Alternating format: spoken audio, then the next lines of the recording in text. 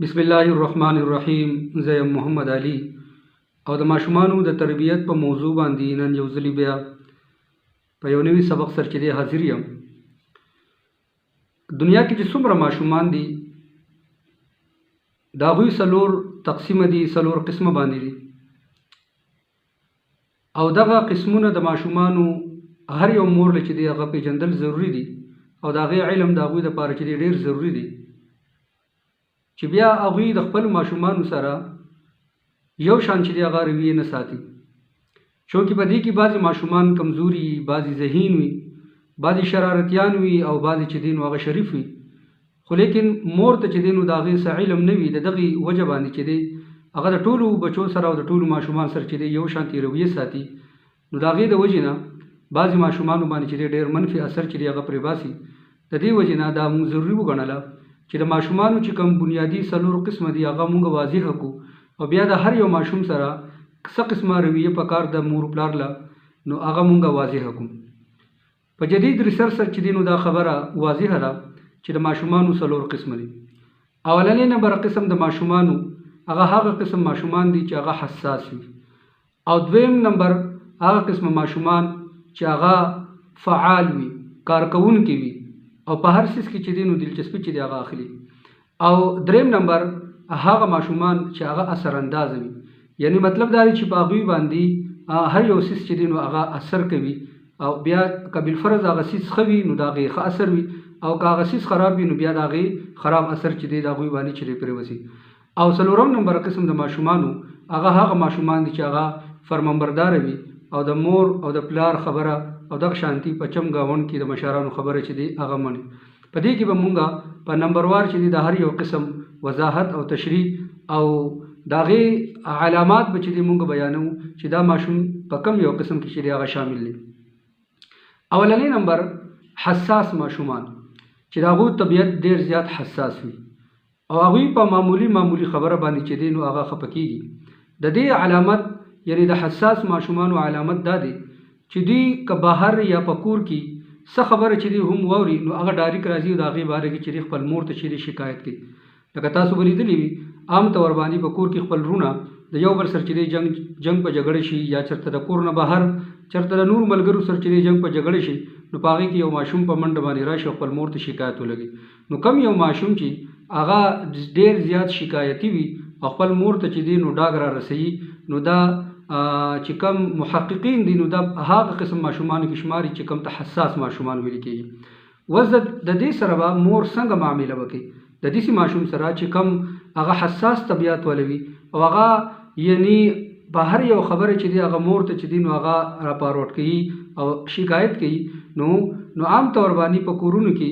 میندې چې دی د داسې ماشوم سره داسې رویه کوي چې کله هغه یو شکایت راوړي نو مور ورته قار شي چې ځه تا ځانه کار کتلې هر یو خبره چې دی ماله راوړي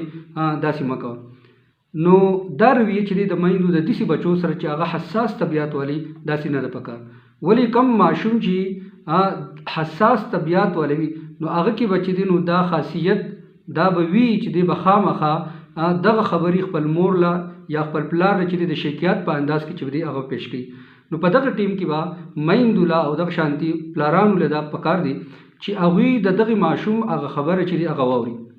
باقي په هغې باندې عمل دی نه کوي، خو لیکن د هغه ارمان او د هغه خبره چې دی هغه واوري او بس خبره بیا په خپل ځای باندې چې دی هغه پرېږدي. خو که بالفرض مونږ ماشوم ته قار وکړو چې د ځان یې ډاګمار جوړ کړی دی هر یو خبره چې دی کور ته راوړي داسې مه کوه، نو د دې به بیا چې دی ډېر منفي اثر چې دی په دې ماشوم باندې پرې وسي. دا او څنګه اثر چې کم ماشوم چې دی د شکایت عادت وو او د بهر شکایتونه یا د خپل خویندو د رونو شکایتونه خپل مور ته راوړل، خو چې کله هغه ته پته ولګېدل چې مور ماته چې دی په دې باندې قارېږي نو هغه خبر به دی په زړه باندې بیا پرېږدي، او چې کله دی په زړه باندې پرېږدي نو محققین وایي چې د دې اثر به چې دی هغه دا راوځي چې دغه ماشوم به چې دی بیا به ډېر زیات جګړالو وي او دی به چې دی بیا به ډېر زیات چې دی په کور کې او په بهر چې دی نو دی به جګړې کوي. نو میندو له داسې ماشومان پیژندل پکار دي چې دوی په بچو کې کم ماشوم ډېر زیات حساس دی او هغه کم یو چې دی نو هغه ډېر هر یو خبره چې دی خپل مور ته فارورډ کوي او شکایت لګي، نو دا هغه خبره چې دی په غور باندې اورېدل باقي په هغې باندې عمل نه کول داسې ضروري نه ده، خو لیکن صرف د هغه ارمان او د هغه غزړه خواهش چې دی هغه پوره کړي او د هغه خبره چې دی واورئ.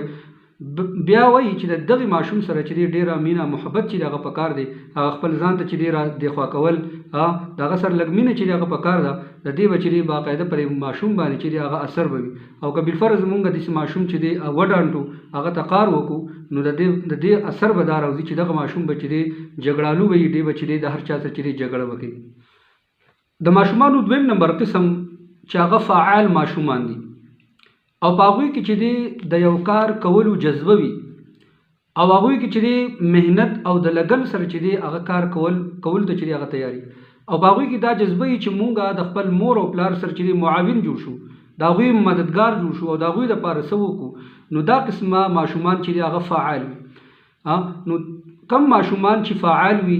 او هغوی چې دی که بالفرض هغوی ته تاسو ووایئ چې تو به ډاکټر جوړېږي نو هغه به د ډاکټر جوړېدو چې دی هغه به کوشش کوي. که بالفرض تو ورته وایي چې تو به انجینیر جوړېږي نو دغه ماشوم فعال دی، په هغه کې به دا جذبه وي، هغه به چې دی نو د انجینیر جوړېدو لپاره چې دی بھرپور کوشش کوي. یا که بالفرض تاسو ورته ووایئ چې تو به عالم دین جوړېږي، تو به د قرآن او د حدیث عالم به جوړېږي، تو به مفتی جوړېږي، نو د هغې لپاره به دی بھرپور کوشش کوي چې زه عالم او مفتی او هغه جوړم. خو په داسې ماشومانو کې چې کم ماشومان فعال وي، هغه هر وخت په کور کې خامخا د څه سره چې دی لګیا وي او کار کوي، نو په داسې ماشومانو کې بیا انا ډېره زیاته وي، یعنی خودغرضي پکې ډېره وي او دغه شانتي انا پرستي پکې ډېره زیاته وي. نو د داسې ماشومان د چا د مخې چې دی هغه ته کار کول، د چا د مخې د هغه بې عزتي کول، د دې کې به ډېر زیات احتیاط کوئ. چې کم ماشوم فعال وي، متحرک وي، کار کوونکی وي، نو په هغه کې د انا ماده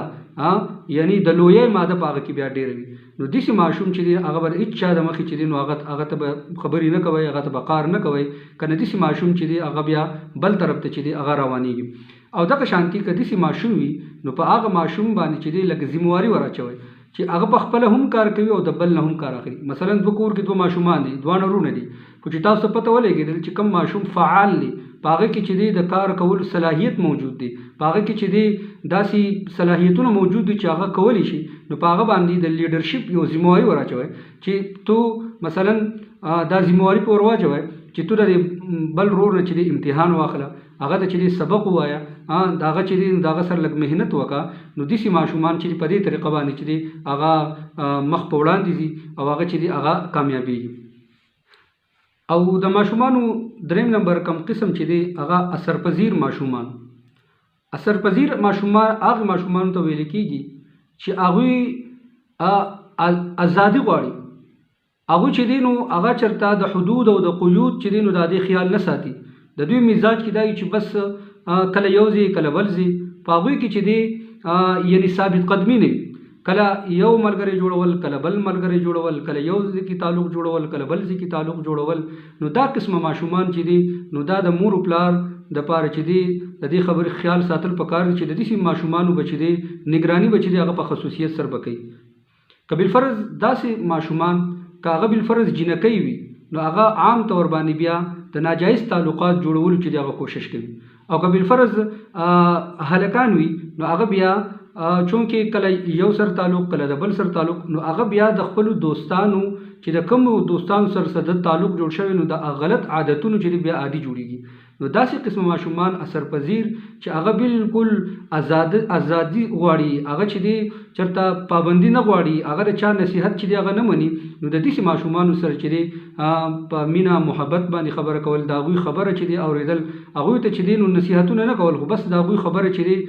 هغه اوریدل دي او د هغه د راهنمایي او د هغه چې دی د تربیت لپاره چې دی مختلف طریقې چې دی هغه اختیارول چې دغه ماشوم چرته بل طرف ته لاړ نشي. نو دا دریم نمبر کم قسم ماشوم اثرپذیر، نو دا ډیر زیات د هغه لپاره تربیت چې دی هغه پکار دی او دا هغه نه چې دی د لاپرواهۍ چې دی نو هیڅ قسمه چې دی هغه چرته کوشش ونه کوي، بلکې هر منټ او هر سکند د هغه د نگرانۍ چې دی هغه کوشش کوي. که بالفرض معمولی غونډه کې هم زموږ لاپرواهي وشوله نو دغه ماشومان چې دی نو بیا غلط طرف ته چې دی هغه روانېږي او د هغې انجام چې دی نو بیا ډیر زیات غلط وي. نو داسې ماشومان اثرپذیر چې هغه بالکل ازادي غواړي، په یو ځای باندې چې دی هغه نه ایسارېږي، کله یو ځای کله بل ځای، نو د هغوی چې دی نو خاص خیال چې دی هغه ساتل پکار دي. ماشومانو څلورم نمبر قسم هغه ماشومان دي چې هغه فرمانبرداره وي. داسې قسم ماشومان عام طور باندې چې دی یعنی خاموش طبع وي،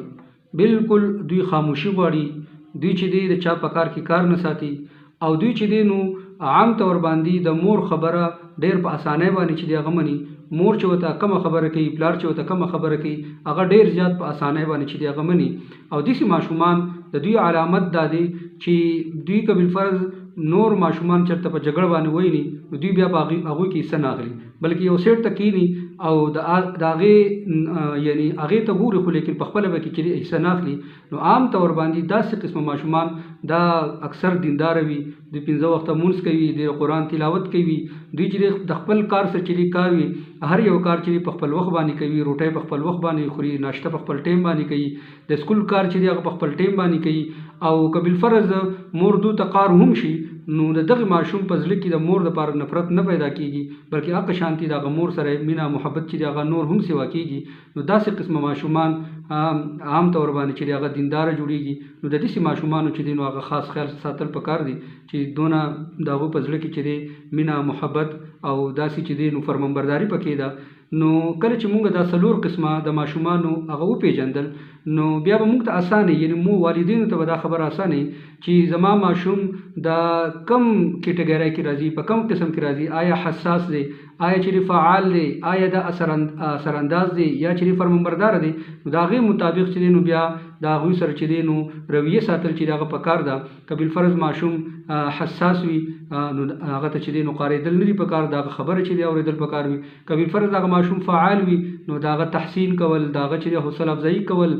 د هغه تعریف کول، هغه خپل ځان ته چې دی هغه راضي خوا کول. یا دغه شانتي یو ماشوم چې دی هغه فرمانبردار دی، نو د هغه چې دی هم چې دی نو تعریف وغیره کول او د هغه حوصله افزایي کول. انشاءالله زمونږ دغه ماشومان به چې دی که هغه حساس هم وي، نو یو ځلې به زمونږ د دې بهترین تربیت د وجې نه به هغه به صحیح لارې ته راشي او د هغوی هغه کم شکایتونه چې دی هغه به یو ځل ختم شي. واخر دعوانا ان الحمد لله رب العالمین.